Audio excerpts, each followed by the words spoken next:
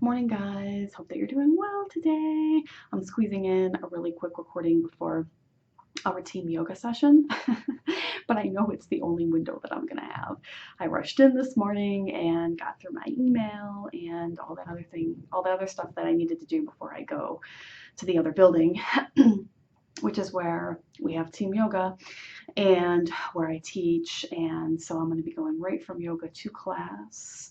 And then I have a very brief lunch window in which I also am going to have to answer email and do other things, and then go back to teach. And that this is my day that I have class in the somewhat later part of the afternoon. And so by the time I finish with that, I have time to check my email for a last time and do something, then I have to go home. And so there's just not a lot of room to breathe, which is the way that it's been. And I've been just trying to, not get frustrated. I don't like to be so rushed all the time. And I just feel so rushed all the time. And now I'm going to yoga feeling rushed all the time, which is probably not the right yoga disposition, but I'm doing the best I can. So trying to keep my spirits up. We have a great discussion going on with the Chapter 5 post for Live Today Well. And it has been really helpful for me. I think that this Chapter 5, which talks about directing your intentions during your day, and there's a 3-part process. You ask God to help you. You offer whatever happens to God and for whatever purpose He needs it, and you accept.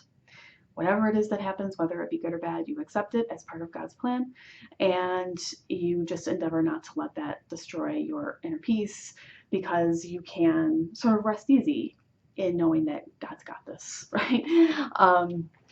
Robin had commented that this was her favorite chapter so far. I really, really love this chapter too. It's sticking with me, and it's easy to remember those 3 things.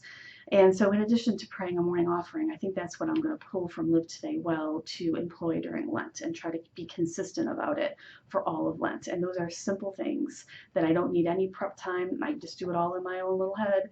And even with the rushed nature of my schedule these days, I think I can make that happen. So yeah, that's the plan. So that's that, keeping an eye on the clock here, unfortunately.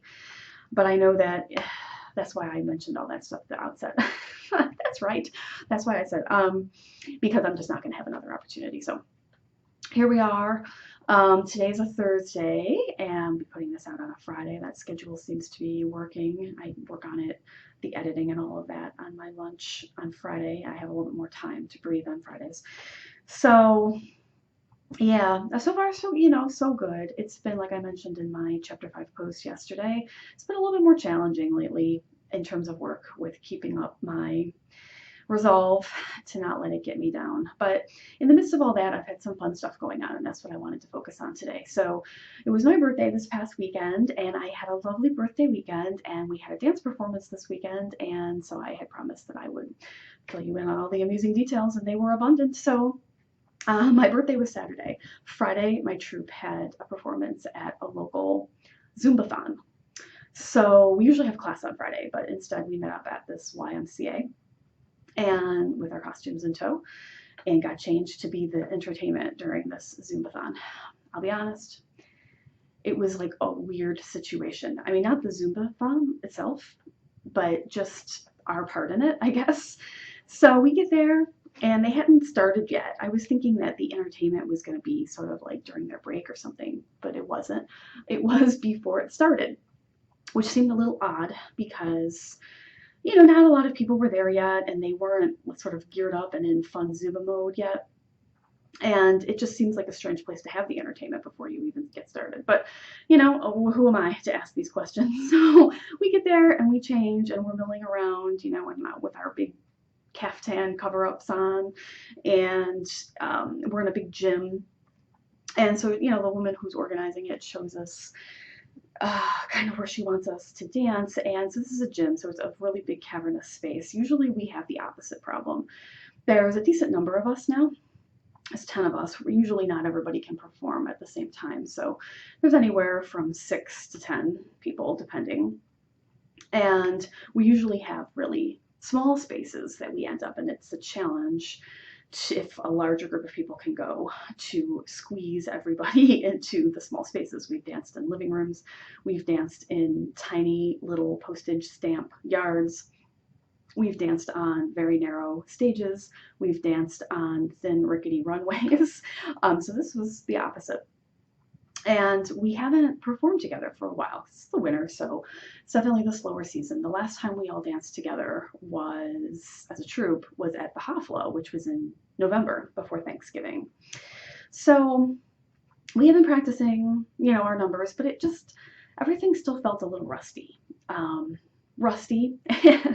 And over the winter, people are getting sick and such, and so for our rehearsals, not everybody was usually there. And so when yesterday or last Friday's performance rolls around, we now have yet a different crowd than had been rehearsing, because we had at the last minute somebody get sick, which happens in the wintertime, and other people that couldn't be there.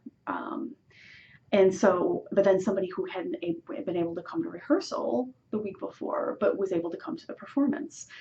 And so it was just a different combination of people than we usually have. And we just felt rusty on the numbers as it was. And we pulled this veil number out of our repertoire that we haven't done in quite some time. We rehearsed it the Friday before the performance, and with just 4 of us, because some of the people who are newer never learned that number. And, Claire watched it. There's these 4 groups that do slightly different things during the number. And it works because there's one person from each group. So it's perfect. And we needed to fill like a decent number of minutes for the set. And she said, let's put this in there because I need more stuff. We said, okay. So we practiced it. It was good. Well, one of the people in that foursome is our gal who got the flu. And so I was thinking we weren't going to do that number. Well, Caitlin, who hadn't been able to come to rehearsal the week before that we practiced the veil number, but was able to come to the performance, was there, and she was in the same group as our gal who had gotten sick. And so she said, does everybody still feel comfortable doing the veil? Because we now still have one person from each group. We said, sure. But the 4 of us had never performed it before, like with that exact configuration. And Caitlin hadn't rehearsed it with us the week before. But, we fly by the seat of our pants all the time.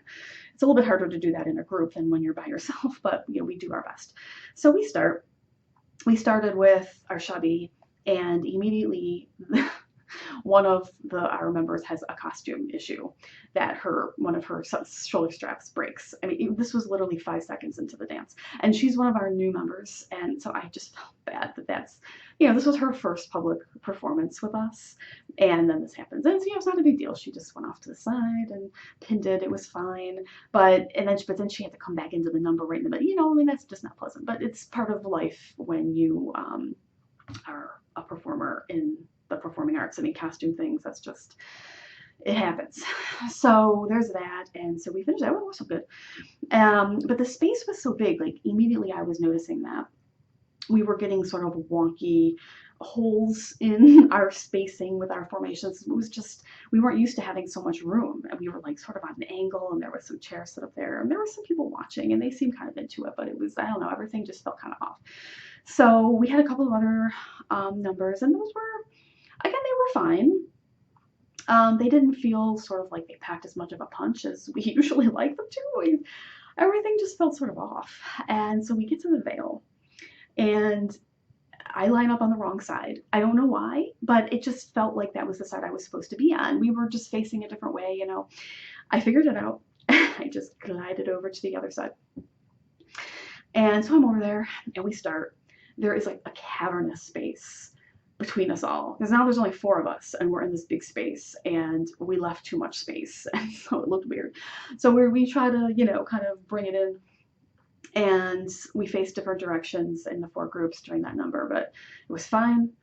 Well, the end comes around, and we move into this one line final pose, and so we go to do that, and I'm, doing my travel step gracefully over on one side of the gym, and I look over and I see Caitlin, and she looks at me, and we just we had a brain to brain unspoken communication moment, and I was thinking, I've never seen you over here before during this number at this part. And she looks at me, and her thought bubble was telling me, I have no idea how this happened, but can I just kind of fill in over here on the line? I mean, so of course, right? So we get into line, and because of that, I wind up in Brandy's spot.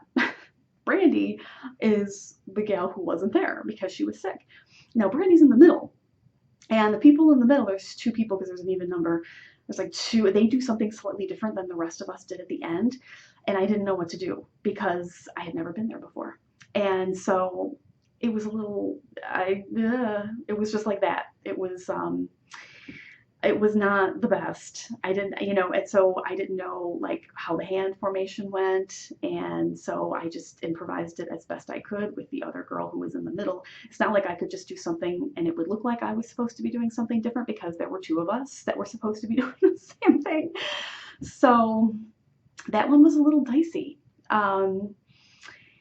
And that's just the way it is sometimes, and so that was that. And I was just like, whoa. We got back to the corner, and Caitlin was like, oh man, that was a little rough. It's like, yeah, that's exactly what I was thinking. I was like, that was just like, I have no idea how I ended up on that side. Like, it was just, everything was off because of the formation and blah, blah, blah. So it is what it is. And then I don't even remember what we finished with, but it was another group number. We finished with it, and it went fine. The audience seemed to really enjoy it, but I just felt like it was one of those times where it was not our A game, and that's going to happen. So, we were sort of anxious to change and leave and go and have a couple of drinks, which we did. And we had a little cake thing for my birthday, and it was all very lovely, and I felt all special because they surprised me with that. Saturday was my actual birthday, and I had a lovely day. I got lots of lovely presents, and Mike and I went out to dinner, and it was very pleasant. Sunday, we went to Mass. I got more birthday wishes on Facebook.